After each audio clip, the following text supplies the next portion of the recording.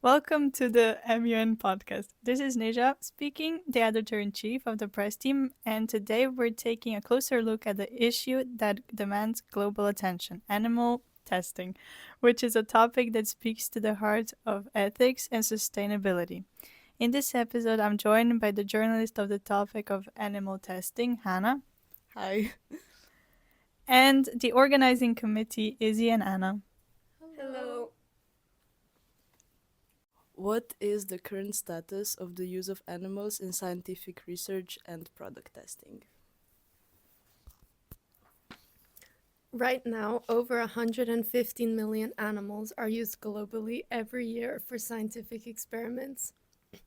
That's a huge number, but a lot of countries don't even report their data, so it could be more.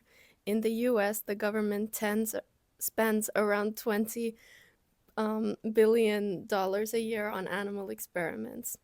There's been talk of cutting back, like phasing out animal testing in the Environmental Protection Agency by 2035 and stopping painful experiments on animals like dogs and cats. Here's the problem: animal testing isn't always reliable. 9 out of 10 drugs that work in animals end up failing in humans, and that's because animals and humans are just too different. But for now, some researchers argue that for studying diseases or creating vaccines, animals are still needed in certain cases. The good news is that alternatives are getting better. They're not perfect yet, but they're improving fast. So we're making progress, and there's more awareness, better technology, and global efforts to reduce animal use. Are there any viable alternatives to animal testing that can ensure safety and efficiency? If so, what steps should be taken to promote their development and adoption? Yes, there are some great alternatives to animal testing, and they're improving very fast. And maybe with the use of AI, it will provide even more opportunities. Currently, lab grown human cells, computer models, and even other technology can mimic human biology without using animals. And this is great because they're often faster, cheaper, and more accurate, but they can't fully replicate the complexity of a living organism just yet. But we need some help with promoting them because we need more funding and updated regulations to accept non animal methods and better education so people understand their potential. The science is there, we just need to support it so these alternatives can eventually replace animal testing in many areas. What policies or regulations would be supported to minimize the suffering of animals used in testing, and how would they be enforced? To reduce animal suffering, I think policies such as the 3 Rs: reduce the number of animals used, refine methods to minimize pain, and replace animals with alternatives whenever possible should be focused on. Strengthening regulations around these principles is very important, such as requiring regular inspections, ensuring that pain reducing techniques are always used, and increasing transparency in research practices, like information should be shared to the public. Regulatory bodies like the FDA should prioritize funding for alternative research methods and making non animal testing the default option for everyone to use. And clearer guidelines should be established, and so that animal testing is only conducted when there's no other alternatives, and enforcing much stricter regulation, and also watching over all of the testing going on, and making more penalties for labs that don't comply with these inhumane or with the humane standards. They should be fined and that stuff, and this would ensure that the welfare of animals is consistently prioritized.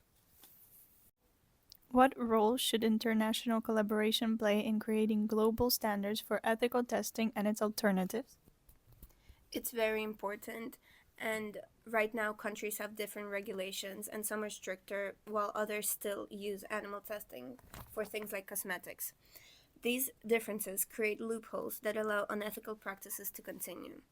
By working together, countries can establish shared guidelines that prioritize the 3 Rs that were talked about earlier and accelerate the development of alternatives like computer models or lab-grown tissues. Collaboration also means collecting scientific research, funding, and data, and it can be shared globally to speed up the progress. For example, if a new non-animal method is approved in one country, it could be recognized worldwide to make it easier and not repeat the tests in every single country. How can government and scientific institutions address public concerns about animal welfare while still ensuring confidence in the safety of vaccines and drugs? So, as we've already discussed, transparency and innovation are very key to addressing these issues. And public concerns can be eased if governments and institutions openly share how animals are being used in their research and how they are taking the 3 Rs principle into account. And this will show a commitment to minimizing harm while still advancing in science. And we've also talked about the importance of investing in alternatives like lab-grown tissues and computer simulations. And these methods not only reduce animal use, but can also provide human-specific data that builds confidence in the safety of vaccines and drugs.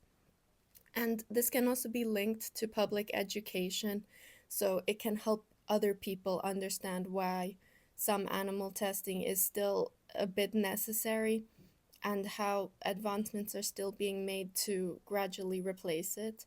And ultimately, so a combination of what we said, transparency and alternative development, and just clear communication ensures that both the public concerns and the safety standards are still addressed together. Which one of the 6 possible solutions would be the most effective and why?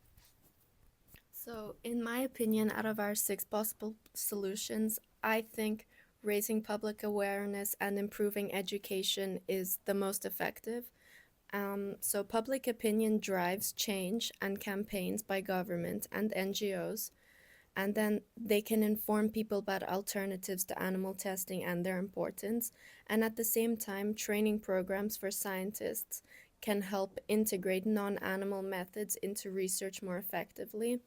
And so when they're studying to become scientists or something, they can be educated on non-animal methods.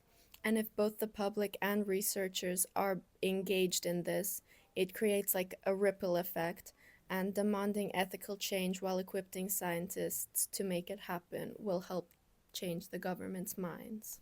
Should countries and global organizations invest more in developing and validating alternatives to animal testing? How can this research be accelerated? Absolutely. As we've already discussed, investing in alternatives to animal testing is essential for both ethical and scientific progress. Government and global organizations can play a crucial role by directing more funding towards innovative technologies. These alternatives have the potential to be more accurate, efficient, and ethical compared to animal testing.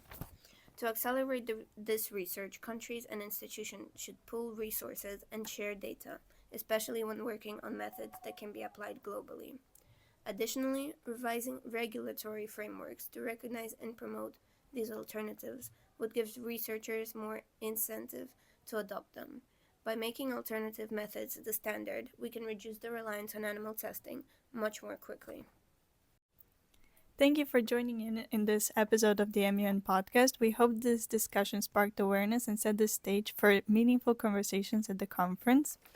And thank you to the girls. Thank you. Bye. Thank you. Bye.